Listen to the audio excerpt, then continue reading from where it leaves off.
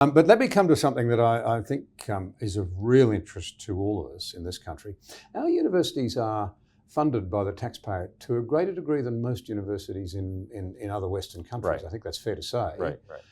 Can you just tell us a little bit about how we're funded vis-a-vis, say, the American model, and give us some of your some of your research findings on the real problem of funding of our universities? Australia's universities are funded by the Commonwealth.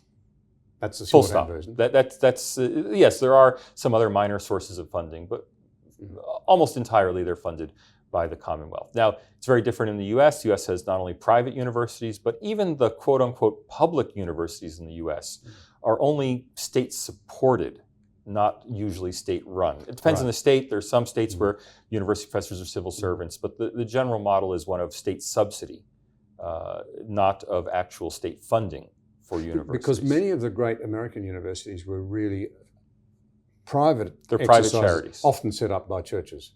A lot of them are church-related charities. The older ones were almost all church-related. Harvard was set up by Puritans, but of course the more prestigious ones are now mostly secular, but they're still charities.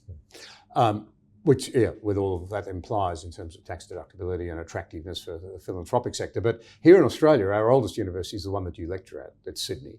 And it was very much set up on English lines. It was... Sidere mens eadem mutato. The stars may change, but the life of the mind remains the same. Our much maligned and mostly forgotten university motto. Stripped off everything, but it's still there in stone. But it was based on the Oxford model, Oxford-Cambridge model of colleges. Yes, very much. Tutorials being offered in the college system itself. Neo-Gothic architecture, the whole box and dice, 1850s on. And of course, set up on pretty rigidly secular lines as well at the time, interestingly enough. But not with that same well, the colleges were and are have religious affiliations. They do, but not the university itself. Does not. Yes.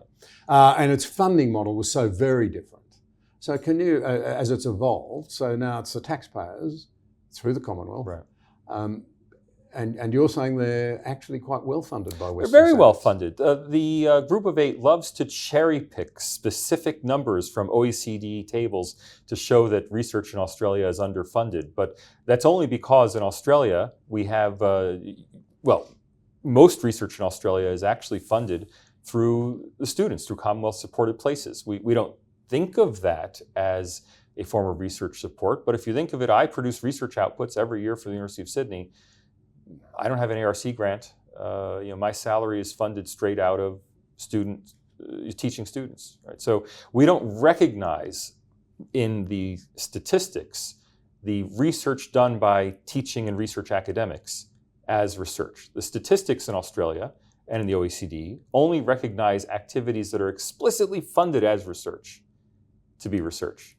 When you throw in all government support for research, including the 40%, most academics in most Australian universities are rated 40-40-20 teaching research service. So my salary is devoted 40-40-20 in that formula. And virtually all permanent academics in Australia are on that same 40-40-20 formula.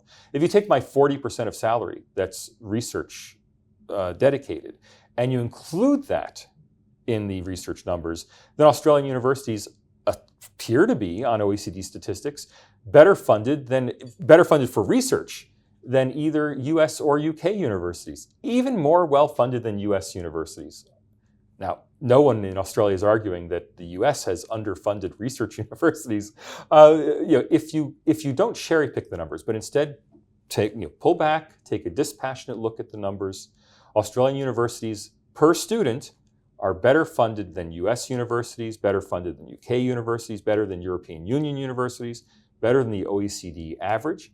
That funding is more stable because Australian Commonwealth funding is very stable over time. And it is better. Australian universities are better funded than they've ever been in Australia. There was a short period, not so short, from 2012 to 2017, when there was a decline per student in Commonwealth funding. It was about 1% per year. But over that period, the numbers of students funded increased by almost 2% per year. So there was an economy of scale. And that was the fabled efficiency dividend. Commonwealth funding was supposed to go down by, depending whether you were Labor or Liberal, 1.75 to 4%, I think, were the range of the various promises. It went down 1% per year. But now it's been climbing again since 2017. So really, there's no funding crisis at Australian universities. Yet, you can go back, and every 5 or 10 years, there's a Universities of Australia or a Australian Vice Chancellor's Committee publication saying, Australia's universities are in crisis. We can only last a few more years before the whole system will collapse. It's been researching this book has been a lesson in mendacity of the constant cries of crying poor of Australian universities. We're very generously funded by global standards.